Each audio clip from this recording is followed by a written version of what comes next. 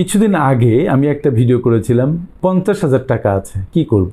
তার মানে হচ্ছে যে আপনার কাছে 50,000 টাকা থাকলে আপনি এটাকে কিভাবে ব্যবহার করবেন। এই ভিডিও মিলিয়ন মিলিয়ন লোক দেখেছেন।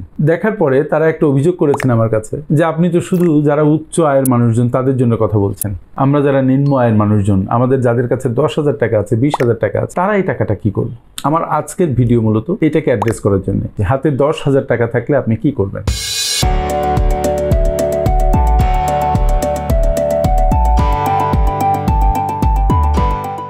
বর্তমান সময়ে 10,000 টাকা খুব বেশি টাকা নয়, কিন্তু তবুও যারা 10,000, 20,000 টাকা ইনকাম করে তাদের জন্য সংসার খরচ চালিয়ে 10,000 টাকা সঞ্চয় করা বেশ কঠিন, অনেকটা সময় লেগে যায়। কিন্তু যারা 2 লাখ টাকা আর্ন করে তাদের জন্য 10,000 টাকা খুবই অল্প পরিমাণ।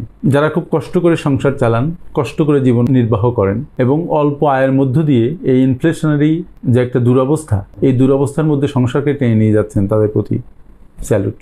কারণ তারা আসলেই কষ্ট করছেন। কষ্ট করে যে 10,000 টাকা জমিয়েছেন, এই টাকাটা আপনি কি করবেন সেটা আপনার একটু ভাবা দরকার এবং আমি যে আলোচনা করব সেটার সাথে একটু চিন্তাটাকে মিশিয়ে দেওয়া দরকার। ধরুন 10,000 টাকা আপনি যদি ইনভেস্ট করেন তাহলে কি করবেন। যদি ব্যাংকে রাখেন 10,000 টাকায় কয় টাকা পাবেন? 10% হলেও দেখবেন যে অল্প কয়েকটা টাকা আসছে। আপনি 10,000 টাকা দিয়ে খুব বেশি কোনো ব্যবসা করতে পারবেন না। হ্যাঁ, করতে পারবেন যদি বাদাম কিনে বিক্রি করেন, পারবেন। সিগারেট কিনে যদি বিক্রি করেন তাহলে পারবেন। সবজি কিনে যদি বিক্রি করেন তাহলে হয়তো পারবেন। তারপরেও কঠিন, 10,000 টাকা এখন বেশি সবজিও পাওয়া যায় না। কিন্তু এই 10,000 টাকা আপনার আসলে খুব দুর্দান্ত কাজে লাগতে পারে। কারণ এতক্ষণ যে কথাগুলো আমি বললাম এগুলো তো বিনিয়োগ এবং ব্যবসায়ের কথা। আপনি বরং একটা কাজ করুন, আপনি আপনার নিজের সাথে ব্যবসা করুন। কিরকম? আপনার পুঁজি তো 10,000 টাকা, সুতরাং এই পুঁজি মানে ক্যাপিটাল, এই ক্যাপিটালটা আপনি নিজের উপরে বিনিয়োগ করুন। আমি মিন করে বলছি, আপনি নিজের দক্ষতা উন্নয়নে এটা ব্যয় করুন। যেমন কয়েকটা বইয়ের কথা আমি বলি, যে বইগুলো আপনি কিনবেন এবং পড়বেন, কিনে পড়বেন। কারণ যখনই আপনি টাকা খরচ করে কোনো কিছু করেন তখন তার প্রতি একটা অন্যরকম মমত্ববোধ কাজ করে। যেমন আমার এই বইটি দি art of personal finance management, এই বইটি যারা কিনে পড়েছেন আমি দেখেছি তাদের এই বইয়ের প্রতি কি দারুণ আকাঙ্ক্ষা, কি আগ্রহ। অসংখ্য পেজ তারা ছবি তুলে আমাকে পাঠিয়েছেন, তারা মার্কার দিয়ে দাগিয়েছেন, এই লাইনগুলো তাদের খুব ভালো লেগেছে সেটা আমাকে জানিয়েছেন।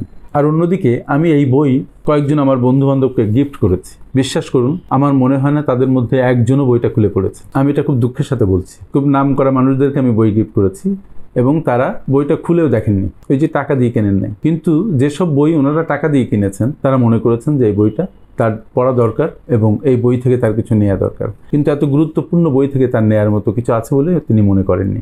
এই জন্য বলি, আপনাকে আমি বলি যে প্রথম আপনি এই বইটা কিনবেন, the art of personal finance management. আগে নিজে ঠিক করবেন যে নিজের উপরে আপনি বিনিয়োগ করতে সম্মত হয়েছেন।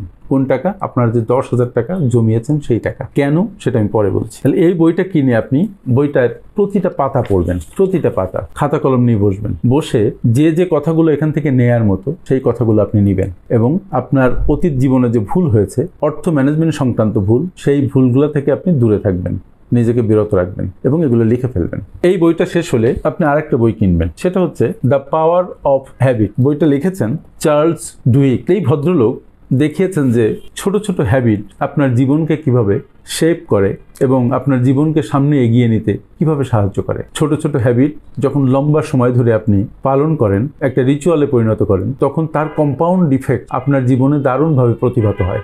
এই বইটি পড়লে আপনি যদি অলস থাকেন তাহলে আর অলস থাকবেন না। আপনি আপনার হ্যাবিটকে চেঞ্জ করার প্রয়াস পাবেন এবং হ্যাবিট চেঞ্জ করে নিজে একটা পরিশুদ্ধ মানুষে পরিণত হওয়ার চেষ্টা করবেন। আজকে আপনি যে কাজ করছেন তার আউটপুট কালকে পাবেন, কালকে যে কাজ করবেন তার আউটপুট তার পরের দিন পাবেন। আপনি হ্যাবিট যেভাবে গ্রো করবেন আপনার জীবনে ফল সেভাবে পাবেন। আপনি এখন বিফল কারণ আপনি কিছু হ্যাবিটের মধ্যে আছেন। ওই হ্যাবিটগুলো যদি প্রতিদিনই আপনি ফলো করতে থাকেন তাহলে আপনি বিফলতা থেকে বের হয়ে সফল হতে পারবেন না। কিন্তু এই বই অনুসারে যদি আপনি আপনার হ্যাবিটকে সাজান তাহলে দেখবেন যে আপনি আপনার জীবনে অনেক ভালো করবেন, আপনার জীবনে সাফল্য আসে। 3 নাম্বার আরেকটা বই আমি আপনাকে কিনতে বলবো, সেটা হচ্ছে অর্থনীতির সংক্ষিপ্ত ইতিহাস। এই বইটি নাইল ক্রিস্টাইনি নামক এক ভদ্রলোক লিখেছেন। অর্থনীতি সম্পর্কে উনি এখানে সবিস্তার বর্ণনা করেছেন এবং অর্থনীতি কিভাবে এসছে, এটা মানুষের জীবনকে কিভাবে প্রভাবিত করে, কিভাবে ট্রানজ্যাকশন ঘটে, কিভাবে মাইক্রো অর্থনীতি এবং ম্যাক্রো অর্থনীতি কাজ করে এবং অর্থনীতির আদিকাল থেকে এ পর্যন্ত একটা সংক্ষিপ্ত বিবরণ এখানে আছে। এটা যদি আপনি পড়েন তাহলে আপনি অর্থনীতি সম্পর্কে একটা ধারণা পাবেন যেটা আপনার এগিয়ে যেতে সহায়তা করবে। মনে রাখবেন, জ্ঞান হচ্ছে খুব বড় একটা সম্পদ। যদি আপনি সেই জ্ঞানকে ডিসিপ্লিন করতে পারেন এবং সেই জ্ঞানকে অ্যাকশনে রূপান্তরিত করতে পারেন। এরপরে আপনি আরেকটা বই কিনবেন, এই বইটা আমাকে রকমারি.com থেকে গিফট করা হয়েছিল। এই বইটার নাম the 5 temptations of a CEO. Patrick Lencioni তার লেখায় বইটি।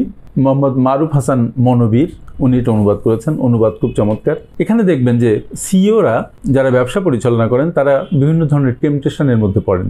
নিজেদের পারফরমেন্স নিয়ে, নিজেদের কার্যাবলী নিয়ে, প্রতিষ্ঠান চালাতে গিয়ে এমপ্লয়ীদের সাথে সম্পর্ক নিয়ে বিভিন্ন ধরনের বিষয়ের মধ্যে তারা জড়িয়ে যান, যেটা তার কোম্পানিকে আস্তে আস্তে সফলতা থেকে বিফলতার দিকে নিয়ে যায়।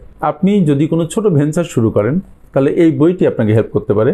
আপনি কিভাবে ওই প্রতিষ্ঠানটা পরিচালনা করবেন সেটা অল্প কয়েকজনের হলেও সম্পর্কে একটা সম্যক ধারণা পাবেন। সুতরাং এটা আপনাকে হেল্প করবে। আর একটা বই, খুব ইম্পর্টেন্ট একটা বই, অসংখ্য বই আমার তালিকায় আছে, আমি সেগুলো আর না দেখাই আপনাকে। যে বইটা খুবই গুরুত্বপূর্ণ বলে আমি মনে করি, স্টিফেন আর কভি তার লেখা the 7 habits of highly effective families. এর সাথে আরেকটা বইয়ের কথা আমি বলি, the 7 habits of highly effective people. এই দুটো বইয়ের সাথে বিরাট সংযোগ আছে একটা, কারণ একজন ব্যক্তি একজন ফ্যামিলির মেম্বার, একটা ফ্যামিলি গঠিত হয় কয়েকজন ব্যক্তি দিয়ে। সুতরাং ইফেক্টিভ ফ্যামিলিতে যারা মানুষ হয় তারা জানে কিভাবে ইফেক্টিভ পিপল হতে হয়, আর যারা ইফেক্টিভ পিপলের গুণাবলীগুলো জানে তারা মূলত নিজের জীবনে সেটা প্রয়োগ করে নিজেও একজন কর্মঠ এবং দায়িত্বশীল ও ইফেক্টিভ মানুষে রূপান্তরিত হতে পারে। আপাতত এই 5টি বই কিনে আপনি পড়ুন। আবার বলছি, the 7 habits of highly effective families এবং the 7 habits of highly effective people, the 5 temptations of a CEO, অর্থনীতির সংক্ষিপ্ত ইতিহাস, the power of habit and আমার লেখা the art of personal finance management. এইগুলো বই আপনি পড়লেন এবং মনে রাখতে হবে এই বইগুলোর মধ্যে কিন্তু একটাও উপন্যাস নয়, ফিকশন নয়। এই বইগুলো খুব মনোসংযোগ দিয়ে পড়তে হবে। প্রতিটা পাতায় অনেক ইম্পর্টেন্ট জায়গায় আপনাকে দাগাতে হবে, হাইলাইট করতে হবে, অথবা আপনি আলাদা একটা খাতা নিয়ে এগুলো লিখবেন এবং এখান থেকে যে অর্জিত জ্ঞান সেটা আপনার জীবনে অ্যাপ্লাই করার চেষ্টা করবেন। কথাটা আমি ইচ্ছে করে বললাম, চেষ্টা করলে হবে না, এই কাজটা আপনার করতে হবে। তারপরে এবার আপনি অনলাইনে অসংখ্য ফ্রি ট্রেনিং আছে। এই বইগুলো পড়ার পরে একটা রূপরেখা আপনি পাবেন, তারপরে দেখবেন যে আপনি কোন দিকে যেতে চান। এক একজনের এক একটা ইউনিক কোয়ালিটি থাকে, আপনার কোয়ালিটি কি আছে। আউটসোর্সিং এখন বড় একটা ইনকামের জায়গা, আপনি সেদিকে মনোনিবেশ করতে পারেন। আপনি ওয়েব ডেভেলপ করতে পারেন, আপনি ইউটিউব কন্টেন্ট তৈরি করতে পারেন, আপনি ফেসবুকের জন্য কন্টেন্ট তৈরি করতে পারেন, আপনি কন্টেন্ট লিখতে পারেন, আপনি এডিটিং করতে পারেন, আপনি ডিজিটাল মার্কেটিং শিখতে পারেন। এগুলো শেখার জন্য ছোট ছোট যে ট্রেনিং আছে সেই ট্রেনিংগুলো যথেষ্ট, আর বাদ বাকি কাজটা আপনাকে নিজে করতে হবে। দেখবেন এই 10,000 টাকা যদি আপনি 3 মাসের একটা প্রজেক্ট হিসেবে নিয়ে নিজের উপরে ব্যয় করেন, 3 মাস পর থেকে দেখবেন আপনি প্রতি মাসে এখন যা আয় করছেন তার ডাবল ইনকাম করতে পারছেন। এবং আমার বিশ্বাস 1 বছর যদি আপনি সময় ইনভেস্ট করেন এবং নিজের মনোযোগকে ইনভেস্ট করেন, সাথে টাকা ইনভেস্ট করেন, তাহলে 1 বছর পরে যে আপনি যে 10,000 টাকা এখন বিনিয়োগ করছেন তার কয়েক গুণ বেশি ইনকাম করতে পারবেন এবং সেই ইনকাম হবে প্রতি মাসে। ইনকাম থেকে আপনি আর পেছাবেন না।